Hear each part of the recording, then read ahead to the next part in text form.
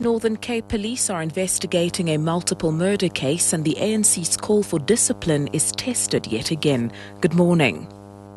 Northern Cape Police are investigating a multiple murder case after a farmer, his wife and their 14-year-old daughter were allegedly killed at their farm in Griquastad outside Kimberley last night. Though the information is still sketchy at this stage, the police say investigations continue. Provincial Police spokesperson Hendrik Swart says no arrests have been made.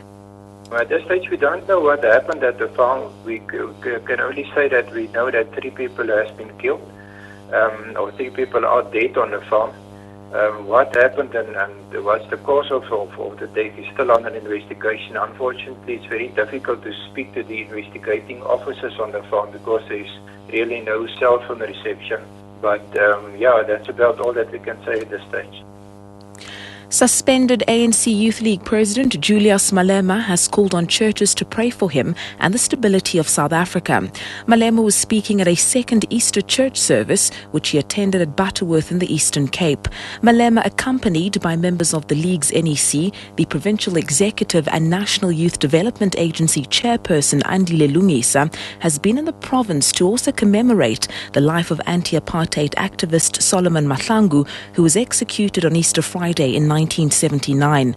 Malema has been temporarily suspended and gagged by the ANC's National Disciplinary Committee. He has stressed that he will not be silenced. Those that used to be our friends have turned against us. They have not only turned against us, they are also planning our death. We have an obligation, Bishop, to pray so that what they are planning does not succeed. The emotion of fear in me has disappeared. I do not care what they say in my name and want to do against me. I'm prepared to subject myself to the wishes of the people of South Africa. Meanwhile, the ANC's call for discipline amongst its members has been tested yet again. Officials at the party's Mpumalanga Provincial Elective Conference were forced to intervene yesterday when some delegates booed and heckled some of the candidates contesting for leadership positions. ANC and National President Jacob Zuma called for unity amongst the party's rank and file. President Zuma also used the opportunity to rebuke the Youth League, saying it was lost if it thought it was an entity on its own. Once you begin to develop ideas that in fact it could be an organization of its own, we have missed the point. Those who founded the ANC Youth League after the decision of the ANC were very serious comrades. At times we quote their names without understanding what type of people they were. Further afield, Malian soldiers who seized power in a coup last month have agreed to hand over control of the country to the President of Parliament. The junta has issued a communication signed by its head, Captain Amadou Sanago, and 3 mediators from West African bloc ECOWAS. The communication calls on the President of Parliament to organize elections in Mali within 40 days. The BBC's Terma Fessi reports. Captain Amadou Sanogo, who led the coup 2 weeks ago, said he would hand over power to the Speaker of Parliament as required by the Malian constitution when the presidency is vacant. He made this statement after an agreement was worked out with the regional mediation team.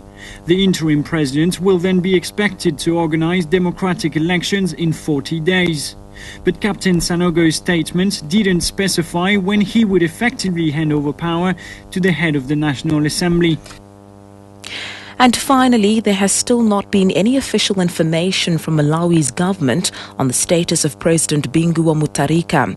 Sources within government are saying officials have been meeting in an effort to amend the constitution to prevent Vice President Joyce Banda from taking over as head of state, following reports that Mutharika has died. The aim is apparently to allow Mutharika's brother Peter to take over. However, according to the constitution, the vice president should take over when the president dies or becomes incapacitated. SABC correspondent George Mahlangu says civil society organizations are calling on the officials to break the silence. these civil rights activists are calling on Love Munlo, the Chief Justice, to make a statement, and they're also calling on Joyce Banda, the country's Vice President, to make a statement as to who is now ruling this country.